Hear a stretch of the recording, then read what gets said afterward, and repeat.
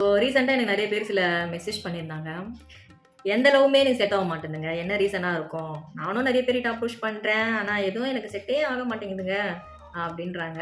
நாட்ல 1000 பிரச்சனை இருந்தாலும், இந்த லவ் பிரச்சனை பெரிய பிரச்சனையா இருக்கு நெறைய பேருக்கு. ஸோ அந்த அளவுக்கு வந்து காதல் பிரச்சனை வந்து மனச வந்து வாட்டி வதச்சிக்கிட்டே இருக்கு அப்டின்றாங்க. ஸோ இதெல்லாம் வந்து ஜாதகத்துல சொல்ல முடியுமான்னா சொல்ல முடியும். ஒரு சிலருக்கெல்லாம் வந்து ஒரு லவ்வே சக்சஸ் ஆயிடும். ஒரு சிலருக்கு வந்து 2, 3 லவ் வந்தா கூட ஓகேன்னு ஆயிடும். ஆனா இன்னும் சில பேருக்கு கொஞ்ச நாள் லவ் மாரி போயிட்டே இருக்கும். ஆனா எந்த ஒரு காதலும் அவங்களுக்கு கைகூடாத இருக்கும். பேசுவாங்க, பழகுவாங்க. டக்குனு பிரேக்கப் அப்டின்ட்டு போயிட்டே இருப்பாங்க. ஸோ இதெல்லாம் நடக்குமானா, இதெல்லாம் நடக்கும். யாருக்கு நடக்கும்? கேள்வி வருது இல்லையா?